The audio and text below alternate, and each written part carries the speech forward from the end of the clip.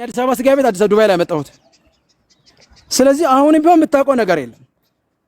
የኔ ልጆች ናቸው መከራ እየበሉ ያሉት። እኔ ወስድኳቸው ልጆች ናቸው። እዛ ቤት ያሉ ሙሉ ልጆች የኔ ልጆች ናቸው። እያንዳንዳቸው ቪዲዮም ቮይስም ፎቶ አለኝ። ፓስፖርታቸው የኔ እጅ ላይ ያለ እያንዳንዳቸው ነው የወሰድኩበት እኔ ያሰራሁበት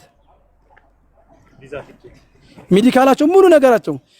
ከዚህ ተነስተው ዱባይ እስከገቡ አሁን ይሄ 78 ሚሊዮን የሚባለው እሷ ጋር ያለው ከሷ ጋር ያደረኩት ብር ነው። ቪዛቸው፣ ወጪያቸው፣ ፍላይታቸው እያንዳንዱ ወጪ ሂሳብ አልተሰራም። ሂሳብ አልሰራውኝም።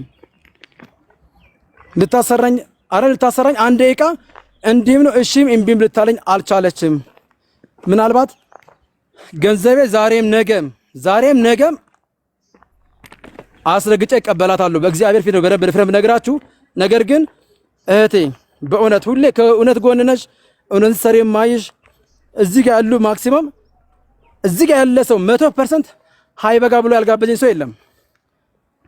አልፈለኩም ነበር እንደዚህ ሚዲያ እንዲወጣ። ነገር ግን እንዲህ ገብቶ ከመጣ አልቀረ ብራንዴን ታደግልኝ።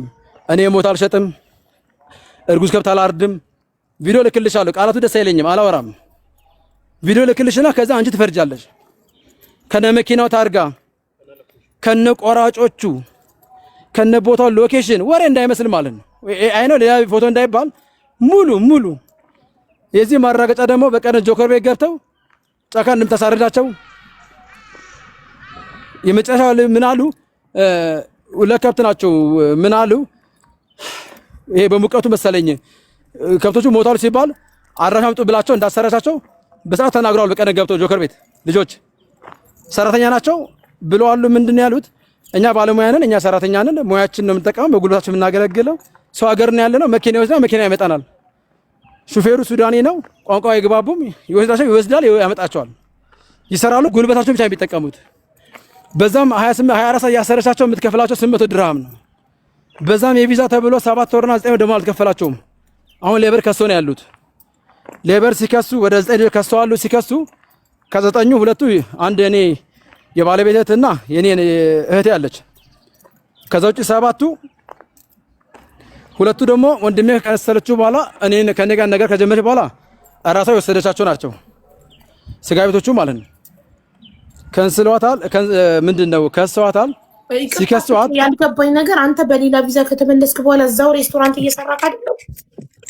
አረ እየሰራሁ አይደለም እንዴ? ምንም እየሰራህ ያለው አንተ ኢማራት ውስጥ አይደለህም? አሁን አዲስ አበባ ነኝ። ወደ አዲስ አበባ ስራ ተመለስኩኝ። ሬስቶራንት ውስጥ ኢማራት ላይ ያለው እንደ ቀምታኝ እየነገርኩሽ ተዘርፌ ተቀምጬ የሁሉ ታሪክ የሁሉ ማውራት አለ። ሌላ ቪዛ ከገባክ በኋላ ስትመጣ አላስገባም ማለችክ?